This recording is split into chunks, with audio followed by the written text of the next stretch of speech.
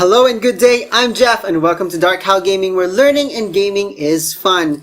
Guys, day 2 has finally ended for the E3 conference and we get to see Bethesda bringing us a few of interesting things and a few that a lot of people are actually not really excited about. Anyways, let's start with how they actually kind of started. I do find it very appealing how they actually kind of started the whole event. It was like a family-oriented style of showing to us that the staff in Bethesda are actually working as a family. So they kind of started with a video of having kids actually being asked what their parents are actually working on, what their work was. And then it came to the point where now the staff are actually telling us that they are working with Bethesda. Not really showing, but pretty much just more of telling us. And then a bit more interesting questions going forward, like what games are they working on, which department they are working on, and how they think about games. And the cute thing there was actually the kids' reaction to the games and how they are very proud with their family. So this was very, very interesting, guys. I like how they really started it and the fact that it has something to do with games and family and how games have affected their lives in positivity. It was really, really good. So I do believe that games are a good thing in life. So continuing with that one, they actually showed a montage of the games that they already have published. And to name a few, we have, of course, the Fallout 4, Prey, which is kind of recent, and many more, which we'll talk about later on. So another cool thing is that they actually named their E3 conference as Bethesdaland. Really cute. They really well. It's actually really well prepared, to be honest.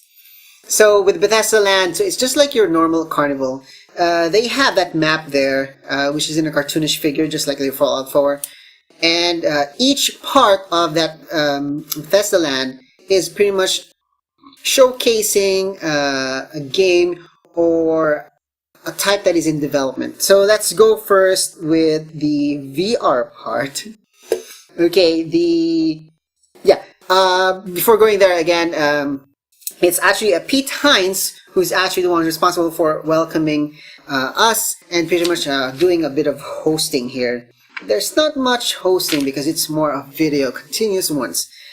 So first we had the virtual tour and we were kind of showcased to Doom VFR.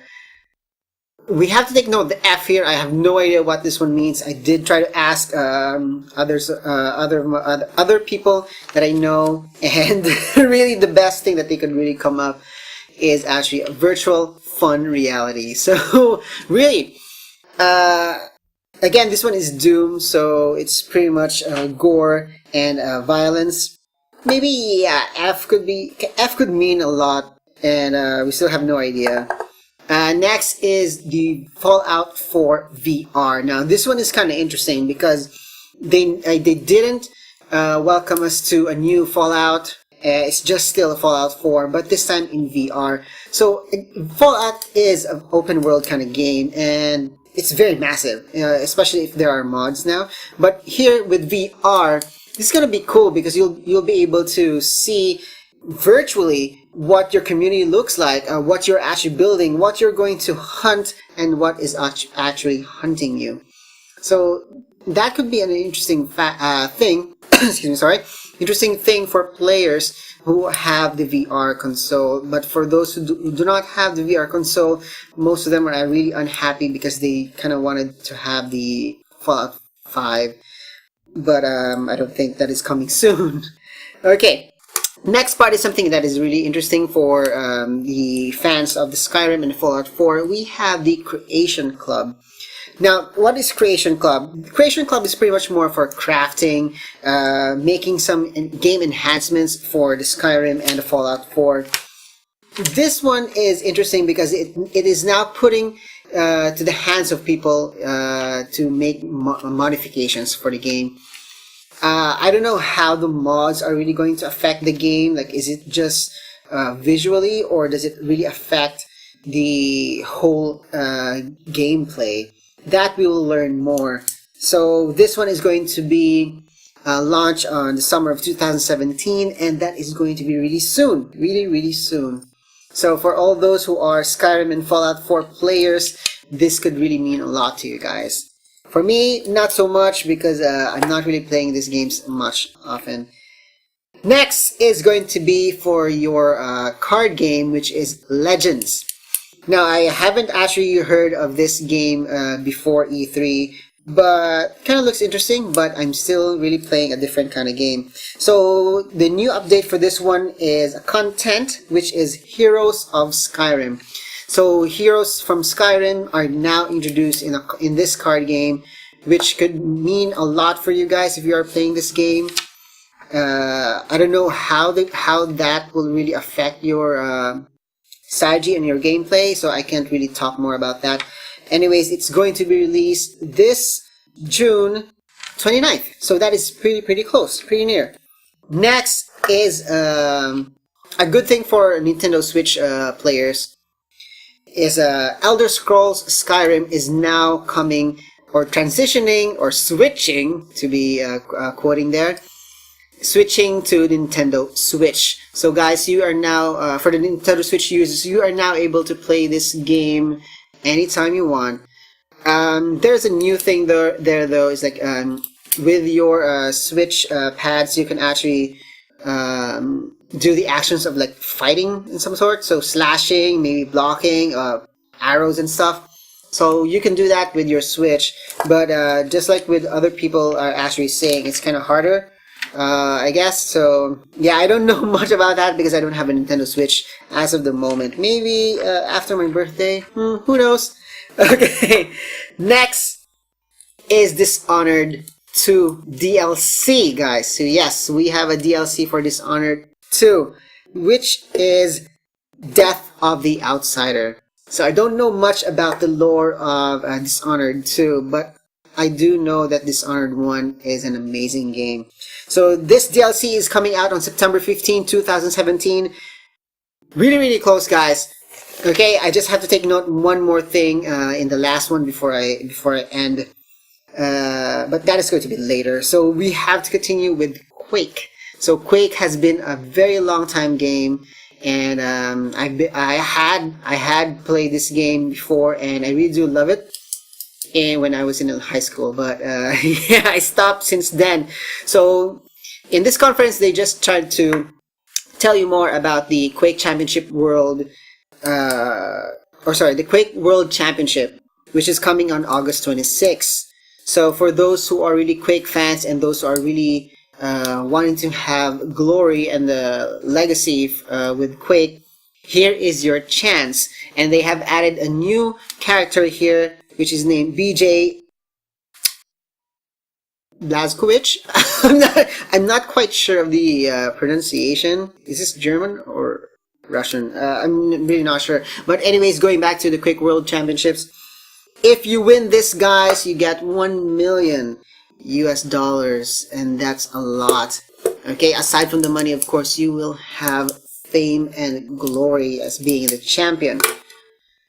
Okay, so yes, continuing on, we have a very cute part there where they really introduce, of course, some parts of a carnival or Adventureland are parts where it's still under construction. So this by means are games or game that is still in development, and this one is The Evil Within 2, an amazing looking, trippy, weird, psychological trailer, which I have to be honest, it was horror from the start, and then continuing forward with that trailer, it goes really trippy, and it's about a guy going back to his like some sort of memories and stuff to find and pretty much save his daughter.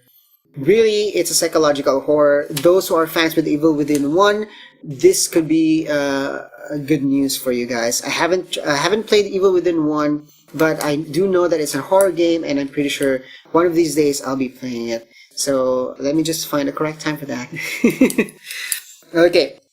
So aside from that one, it's a story-driven game.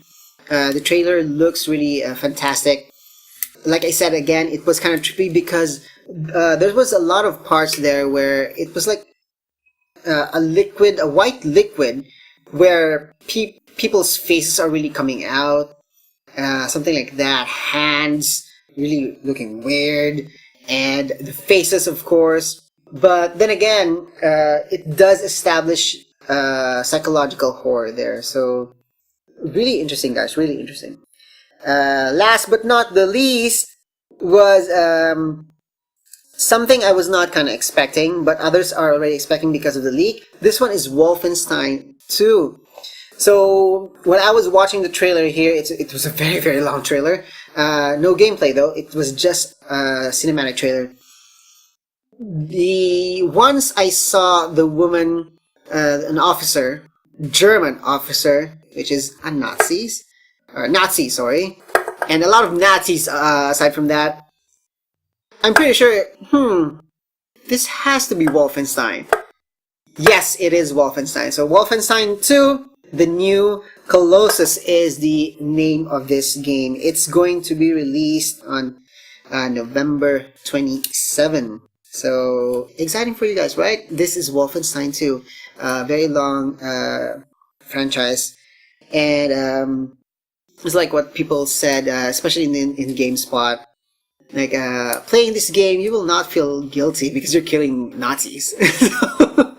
I don't know for you guys, but yeah, I'm not really feeling guilty if I do see a Nazi here and kill them. The trailer is really kind of unique. It has some funny parts there, which is really kind of cute. Like the girl here who was actually testing the main protagonist and using a dud grenade. Then they also showed off a robotic arm eating a cookie, which was kind of cute in a sense where he is trying to eat a cookie using his robotic arm, and then the robotic arm just pretty much like had some malfunction and boom, boom, boom, boom. So yeah, smashed the cookie right into his face a few times actually. Yeah, that was epic. Okay, so with all of those games, all of those features, the one good thing that a lot of people are really commending this one is that all of this will come out this year. Yes, my friends, all of them this year. So your new games like your Evil Within 2, your Wolfenstein 2, the mods, your VR for your Doom and your Fallout 4, all of them coming this year. So please do check out in the next 6 months. You'll be getting some new interesting games, and all under Bethesda. Actually some under Bethesda. Okay, so guys, if you enjoyed the E3 conference for today, please do watch out for the next few days. Tomorrow it's going to be Sony and Ubisoft, the one that I'm really looking forward to. Just not the timing because it's kind of weird. Anyways, we'll be talking more about those two conferences when we finish those tomorrow.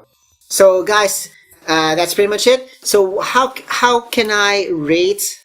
What are my thoughts for this one? For me, it is good. The Bethesdaland was actually really nice. It was really unique so far. I guess my thinking is that it's pretty much just a little bit lower than the Microsoft when it comes to the presentation of the games, because yeah, I think they're kind of lacking here. But then again, Bethesda is not really like a very, very big company compared to Microsoft. And the thing is that I do believe Bethesda was putting a lot of manpower in making the Fallout 4 VR because, again, this is a massive game. And some of them are actually working the Evil Within 2 and also Wolfenstein 2. So we're kind of lucky that we actually got these two new games, even if there is no Fallout 5 or any new additions for the Skyrim. And also to name the fact that they just recently released Elder Scrolls Morrowind. So yeah, that is really pretty recent, just like a few days ago actually. Okay guys, so please do again check out all of these games coming out this year. So it makes us ask, what are the games they're going to actually show us next year? So they're trying to really shut their trap here, not to really say anything about 2018. So yeah, who knows what we could expect in that year.